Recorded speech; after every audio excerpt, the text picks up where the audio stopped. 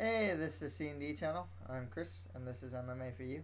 I'm going to be doing my predictions for Dream New Year 2011, which is going to happen on HDNet on December 31st. It's going to happen like super late at night, so if you're up, Dream's pretty fun to watch. I generally like their New Year's cards. Dynamite. This I forgot what this one's actually called. This one's gonna have like kickboxing matches, mixed rules bouts, pro wrestling matches. I'm not gonna go. I'm just gonna do the MMA bouts. I'm not gonna do like the Nagashima versus Kikuno mixed rules bout, or the Barnett versus Suzuki pro wrestling bout. Sakuraba's another wrestling bout. Peter Ayerts is up against Fujita in a pro wrestling bout. I'm not gonna do any of those. Um, but it looks like a fun card. I am a pro wrestling fan myself, actually, so it's pretty cool. But let's just get to the MMA stuff here. Okay. Um, so we have the Last Emperor, Fedor Emelianenko versus Satoshi Ishii, excuse me. I gotta go Fedor here, man. Just way more experience. Ishii's got he's got the judo background. Um, really strong clinch game. If you all saw like the Paulo Filo fight, he kept constantly taking them against a cage, grinding them against there. Fedor does have that sambo background and whatnot. And Ishii isn't like this huge heavyweight, it's he's not gonna use his size to like smother Fedor or anything like that. So yeah, I can just see Fedor stand up. I think he can keep it on the feet. Jiu-Jitsu's really good. His arm bars from his back are really good. I mean, it's Fedor. It's really hard to pick against him, especially against a guy who's only had 6 pro MMA bouts. You got to go with Fedor Emelianenko to win this one. Okay, next fight after that we have Ryo Chonan versus Hayato Sakurai. One thing with Sakurai is the guy's coming off a 4-fight losing streak. He has a lot of veteran experience, can get wild and stand up. He's getting up there in years. Really good submission game. But the thing is, and I go with Chonan. He's actually on a pretty good, solid 2-fight winning streak. You know, he has solid ground skills. Obviously, he did that the flying heel hook on Anderson Silva, but among that, you know, his stand-up's just all right.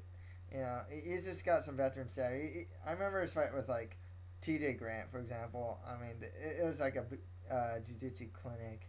He's still really strong on the ground, but his stand-up's not bad or anything by any stretch. Actually, most of his wins are by KO or TKO. But I'll go with Ryo Chonan to win that one. Okay, next fight after that.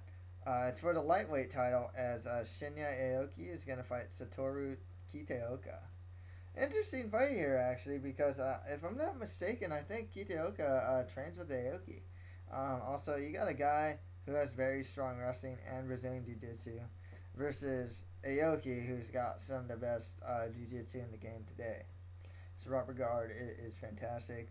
Is not afraid to pull guard, not afraid to be on the bottom. Stand-up's alright. He's very lanky. I mean, I have Aoki winning this one, but it's really interesting because I don't know if Aoki has submitted like other really good Brazilian Jiu-Jitsu players or practitioners, and I can see him doing it to Kitaoka, but it's not like Kitaoka is a slouch down there, and it's just very interesting if he does indeed train with Aoki. It's like he might know his game pretty well too. So it's really interesting. There's that chance that it could be a bad kickboxing bout. So I'm kind of worried about that. Otherwise, I do have Shinya Aoki winning this one. Okay, next fight after that.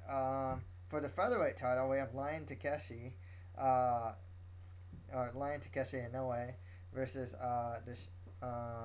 Hiroyuki Takaya. Yeah, it's funny because when Takaya went to Strikeforce for that one bout against Peralta, Peralta beat him. Takaya came back and it, managed to get a win after that.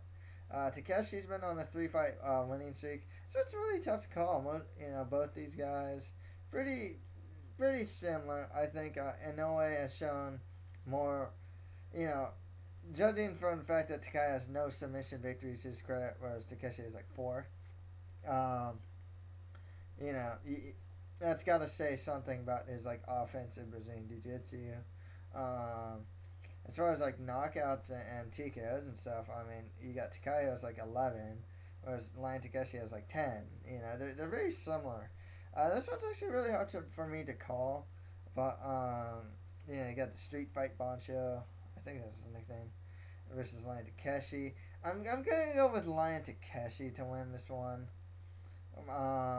He's a bit younger. He's 31. He's on a good win streak. It's tough to say though. It's really tough to say. This one was actually really hard for me to call. But I'll go with Lion Takeshi to win this one. Okay, next right after that we have Tatsuya Kawajiri versus Kazuyuki Miyata. Interesting here because Miyata is a really strong wrestler, and Kawajiri is also a really strong wrestler with like really suffocating top control. Um, Kawajiri's got the better stand up here, in my opinion.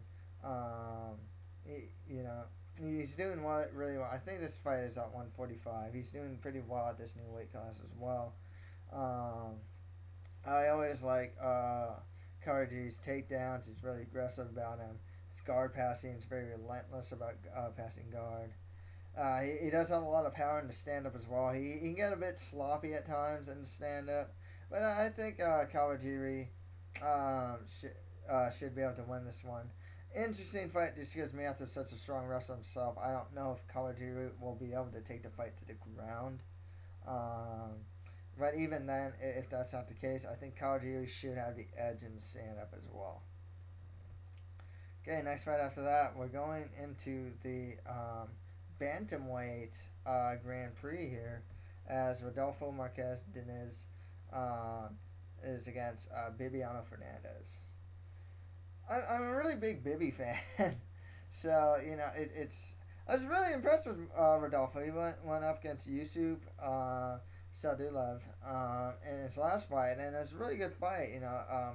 It was a real ground battle. Actually, he took it to the ground. He'd get on top, get in good positions, would mount him. Yusup would kick his legs off and find a way to sweep or reverse. I think it's reverse, if I'm not mistaken. But the fact that Rodolfo would be able to get into those positions really shows that he trains out of Novo now. 11 fight win streak, man. This guy's really good win streak here. His Brazilian Jiu-Jitsu is really good. But Bibi, also has very strong Brazilian Jiu-Jitsu as well. His stand-up though has also been improving really well really well. So I am gonna go with Bibiano Fernandes to win this one. And also I'm just a big fan of Bibi. I'm actually really surprised that he's not in the UFC. Bibi's he's generally pretty highly ranked. So I think he is a UFC caliber fighter. So hopefully we'll see him there sometime soon. And next, right after that, and also in the Bantamweight Grand Prix semifinal, we have Antonio Banuelos versus Masakazu Imanari. Imanari's game. I mean, this is a guy that will pull guard. Sometimes he'll just flop to his back, and it's he wants the guy to get on top, so he can go for his leg locks. He's really good leg locks, or just his work from the bottom. Banuelos, his stand-up should be better than Imanari's. He has really good wrestling, and he's just a really powerful dude in general. I'm going to go with Antonio Banuelos to win this one. I don't think he'll fall for Imanari's game. A lot of people do.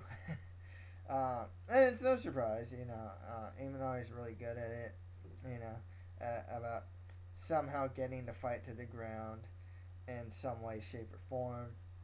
I just think that Banuelos, I'm counting that he's not gonna fall for like anything.